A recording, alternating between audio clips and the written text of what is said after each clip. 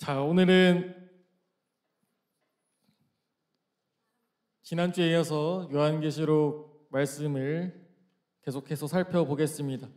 예수님께서 소아시아에 있는 7교회한테 편지를 했다라고 했죠. 지난주에 이제 살펴봤던 지도를 보면 예수님이 여기 에베소, 서머나, 버가모, 두아디라, 사데, 빌라델비아 그리고 라오디게아 지역에 있는 7개의 교회에 편지를 했다고 했습니다. 지난주에는 이 중에서 우리가 에베소 교회에 대해서 들었죠.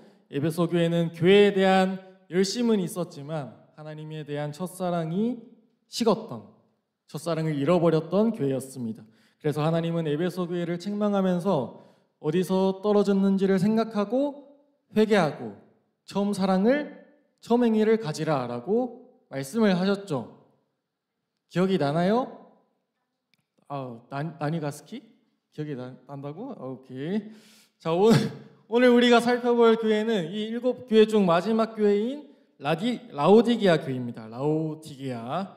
먼저 라오디게아 교회가 예수님한테 어떤 평가를 받았는지 한번 살펴볼게요. 우리 15절과 16절 말씀 함께 읽어보겠습니다. 시작. 내가 내 행위를 아노니 내가 차지도 아니하고 뜨겁지도 아니하도다. 내가 차든지 뜨겁든지 하기를 원하노라. 내가 이같이 미지근하여 뜨겁지도 아니하고 차지도 아니하니 내 입에서 너를 토하여 버리리라. 아멘.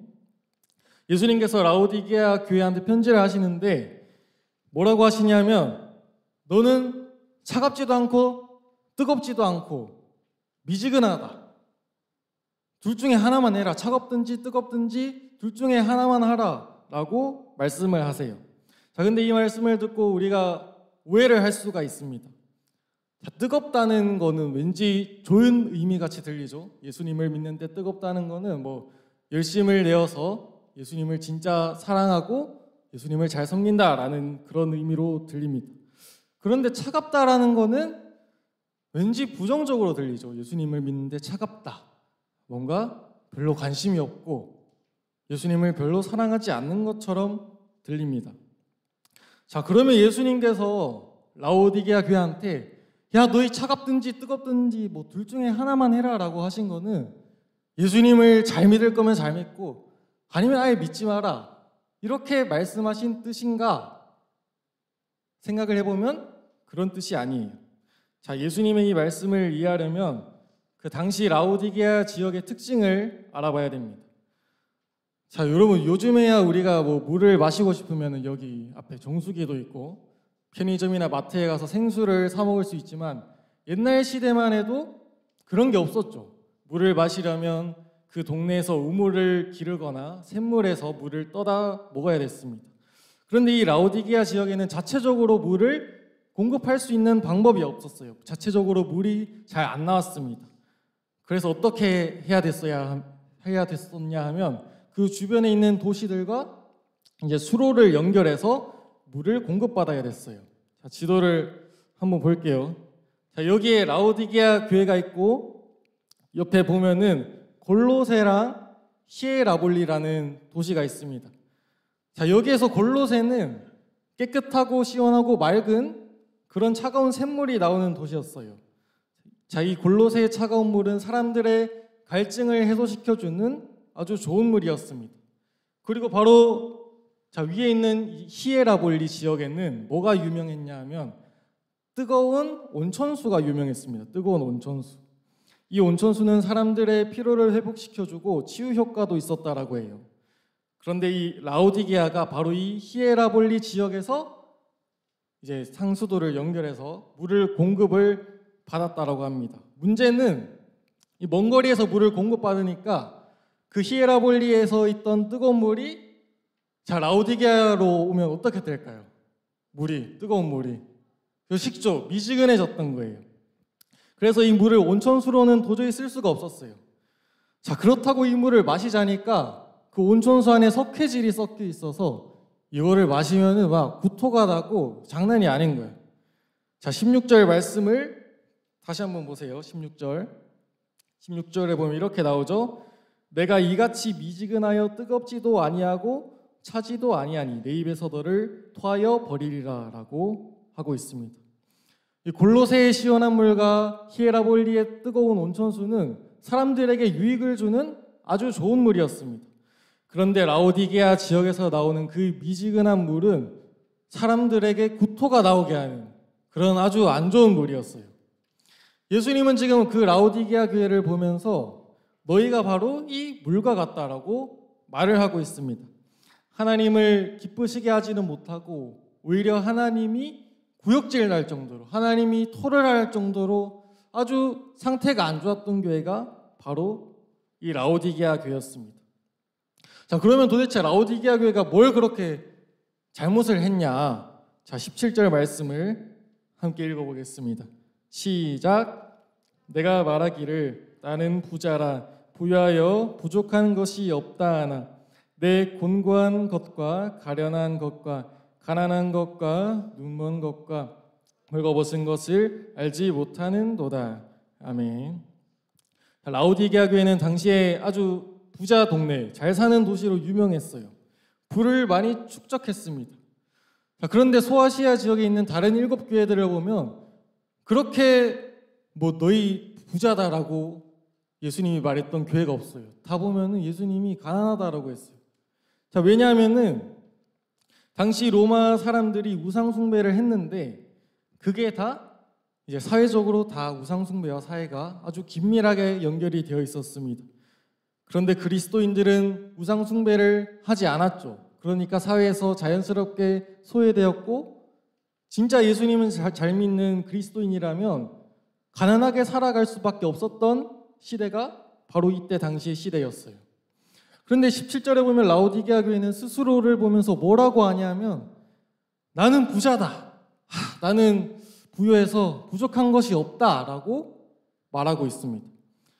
자, 이 말은 라오디게아 교회 성도들이 실제로 돈 많은 부자였다는 말이고 그게 어떻게 가능했냐 하면 라오디게아 교회 사람들이 우상을 숭배했기 때문에 그게 가능했다라는 말이에요. 그런데 라오디게아 교회 성도들은 자신들의 믿음에 문제가 있다라고는 생각하지 못했어요. 오히려 하나님께서 우리를 축복해 주셨기 때문에 우리가 이렇게 많은 돈을 벌었다라고 생각을 했고 하나님은 사랑하지 않고 우상을 사랑했습니다. 라오디게아 교회 사람들은 교회는 다니지만 하나님을 형식적으로 믿었던 거예요. 이런 라오디게아 교회를 보면서 하나님께서 너는 스스로 부자라고 생각하지만 사실은 너는 가난하고 불쌍한 존재다라고 말을 한 거예요. 자, 지난주에 살펴본 에베소 교회는 예수님을 향한 첫사랑을 잃어버렸다고 책망을 받았죠. 그래도 칭찬을 듣기도 했습니다. 에베소 교회는 그래도 하나님을 향한 열심, 교회를 향한 열심은 있었어요. 교회를 향한 열심은 있었는데 하나님을 향한 그 사랑을 잃어버렸던 거예요. 자, 근데 라오디게아 교회는 어땠냐 하면 그 하나님을 향한 사랑도 없고 교회를 향한 열심도 없고 둘 다 없는 상태였습니다. 라오디게아 교회는 예수님께 어떤 칭찬도 듣지 못했어요. 그 7교회 가운데 예수님한테 가장 심하게 책망을 받은 교회였습니다. 그런데 그 책망을 받은 이유를 자세히 보면 이건 우리한테 생소한 문제가 아니에요. 우리한테 생소한 문제가 아니에요. 오히려 우리가 너무도 잘 아는 문제였어요. 그게 바로 뭐냐면 바로 형식적인 신앙생활입니다. 형식적인 신앙생활. 라오디게아 교회가 책망받은 이유는 다름 아니라 형식적인 신앙생활이었어요. 오늘 우리도 이 기본적인 것을 다시 한번 생각해 봐야 됩니다. 나도 혹시 형식적인 신앙생활을 하고 있진 않을까? 자, 형식적인 신앙생활이 어떤 걸까요? 마음과 몸이 따로 노는 거예요. 몸은 교회에 나와서 예배를 드리는 척하고 있지만 마음은 딴 데 가 있는 거죠. 마음은 하나님을 찾지 않고 하나님을 전혀 생각하고 있지 않는 겁니다. 그러고 나서 주일이 끝나고 평일로 돌아가면 평일에는 하나님과 아무런 관계가 없는 것처럼 하나님을 한 번도 찾지 않고 사는 거죠. 하나님을 사랑하는 것이 아니라 세상을 사랑하는 겁니다.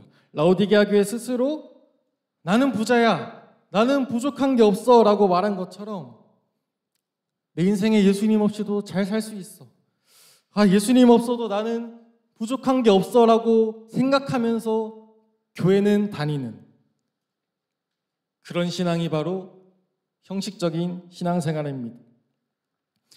지금 이 자리에 있는 우리 중에서도 이렇게 생각하는 친구들이 있을 수 있어요. 예수님, 저 뭐 굳이 예수님이랑 별로 친하게 안 지내도 저 잘 살 수 있습니다. 예수님이 제 인생에 간섭 안 하셔도 저 알아서 잘하고 부족한 것 없이 잘 살 수 있으니까 적당하게 이렇게 거리 유지하면서 이렇게 살면 안 될까요? 이렇게 생각하는 친구들이 있을 수 있습니다. 그런데 그런 친구들을 보면서 예수님께서는 너희 하나도 괜찮지 않다. 너희 괜찮다고 생각하지만 사실은 하나도 괜찮은 게 아니야 라고 말씀을 하세요. 예수님은 이렇게 형식적인 신앙생활에 빠진 라오디게아 교회를 보면서 구역질이 난다고까지 말씀을 하셨대요. 그러면 예수님이 라오디게아 교회를 어떻게 하셨을까요? 벌을 주셨을까요? 예수님이 라오디게아 교회를 버리셨을까요? 예수님은 그러시지 않으셨습니다. 우리 20절의 말씀 함께 읽어보겠습니다. 시작. 볼지어다 내가 문 밖에 서서 두드리노니 누구든지 내 음성을 듣고 문을 열면 내가 그에게로 들어가 그와 더불어 먹고 그는 나와 더불어 먹으리라. 아멘. 다시 한번 읽습니다. 여러분 이렇게 기운이 없어요. 큰 목소리로 한번 다 같이 읽어봅시다. 시작. 볼지어다 내가 문 밖에 서서 두드리노니 누구든지 내 음성을 듣고 문을 열면 내가 그에게로 들어가 그와 더불어 먹고 그는 나와 더불어 먹으리라. 아멘. 전도사님이 사진을 하나 들고 왔는데 전도사님이 GPT한테 부탁해서 GPT가 그려준 사진입니다. 보면은 집과 예수님이 있죠. 우리 마음에는 다 집이 있습니다. 우리는 이 집의 문을 굳게 닫아놓고 내가 이 집의 주인으로 살아갑니다. 그런데 예수님이 어느 날 그 집의 문을 두드리세요. 집의 문을 두드리십니다. 내가 너의 집으로 들어가고 싶다고. 나랑 밥 먹자. 나랑 밥 먹자고. 문을 계속해서 두드리세요. 그런데 우리는 이 문을 열기를 주저합니다. 문을 열기를 망설여요. 뭔가 예수님을 내 마음의 집에 모시면 큰일이 일어날 것 같아요. 예수님이 내 마음에 들어오시면 내가 누구한테도 보여주지 않았던, 지금까지 잘 숨겨두었던, 꽁꽁 숨겨두었던 내 마음속에 있는 허전함과 불안함과 상처, 이것들을 들킬까 봐 두렵습니다. 예수님이 들어오시면 내가 좋아하는 것들을 이제는 내려놓으라고 하실까 봐 두렵습니다. 예수님이 들어오시면 이제 내가 하고 싶은 대로 내 마음대로 못할까 봐 겁나기도 합니다. 그래서 우리는 예수님, 전 괜찮아요. 저 지금도 잘 살고 있어요. 그러니까 문 안 열게요. 이렇게 스스로 말하면서 마음의 문을 꼭 닫고 예수님을 문 밖에 세워둔 채로 살아갑니다. 예수님을 아직 한 번도 그 마음의 집에 모시지 못한 친구들도 있고, 예수님을 마음의 집에 모셨지만 어느새 다시 그 문 밖으로 예수님을 쫓아낸 친구들도 있을 겁니다. 그렇게 우리가 마음을 열지 않고 교회를 나오면 그것은 그냥 형식적인 신앙생활이 될 수밖에 없는 거예요. 그런데 예수님은 끈질기신 분이십니다. 우리가 아무리 예수님으로부터 멀어지려고 하고 예수님 없이 잘 살 수 있다라고 생각해도 예수님은 우리를 절대로 포기하지 않으세요. 우리가 집 문을 아무리 꽁꽁 잠그고 문 닫고 있어도 예수님은 그 문 밖에서 한 발짝도 움직이시지 않으시고 계속해서 문을 두드리십니다. 문을 두드리세요. 제발 문을 열어다오. 제발 문 좀 열어다오. 나랑 밥 먹자. 나랑 밥 먹자. 이렇게 예수님이 문을 두드리십니다. 자, 예수님이 나랑 밥 먹자라고 하는 게 무슨 의미일까요, 여러분? 전도사님이 예전에도 말한 적이 있었는데, 교원아, 이따가 밥 먹을까? 자, 이러고 밥을 먹으러 가면 이거는 뭐 각자 여기 앞에 식당 가서, 자, 전도사님이 제육을 좋아하는데 제육덮밥을 하나씩 시켜놓고 각자 아무 대화도 안 하고 밥만 딱 먹다가 돌아오자는 뜻일까요? 그게 아니죠. 밥은 사실 주목적이 아닙니다. 밥은 주목적이 아니라 내가 너와 친밀한 교제를 나누고 싶다는 게 밥 먹자라는 뜻이죠. 예수님이 우리 마음의 집을 두드리면서 나랑 밥 먹자라고 하는 의미도 똑같아요. 예수님이 우리의 마음의 집에 들어오셔서 나와 친밀한 교제를 나누고 싶다라는 뜻이에요. 예수님은 우리를 너무도 사랑하셔서 억지로 그 마음의 문을 열고 들어오시지 않습니다. 우리 스스로 그 문을 열기를 기다리고 계세요. 그리고 예수님은 우리에게 마음의 짐을 지워주시기 위해서 들어오시려는 게 아닙니다. 우리가 아무에게도 보여주지 않은 감춰뒀던 나의 공허함과 상처들을 만져주시고 우리를 자유롭고 기쁘게 살기 위해서 예수님께서 내 마음에 들어오시려고 하는 거예요. 예수님은 오늘도 우리들의 마음 문을 계속해서 두드리면서 말씀하세요. 나랑 밥 먹자. 네가 아무에게도 못 보여준 그 허전함과 그 상처 나랑 나눠보자. 나랑 같이 나눠보자. 그러면 내가 네 마음 만져줄게. 너를 더 자유롭고 기쁘게 만들어줄게. 제발 그 마음의 문을 좀 열어다오라고 예수님이 간청하고 계세요.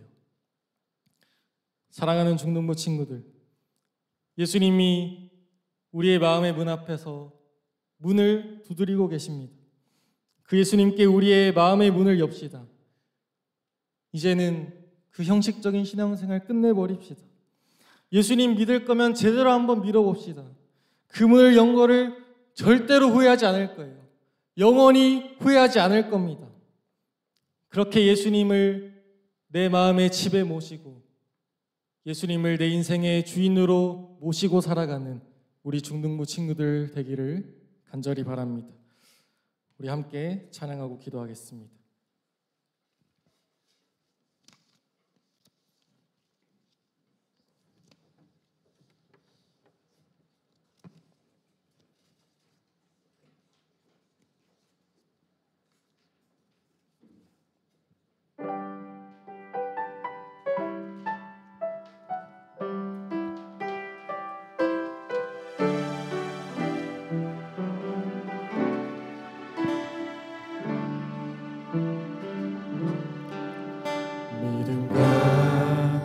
삶을 살아내는 실력이 너무나 다른 내 모습을 볼 때면 이 모습도 주가 사랑하시라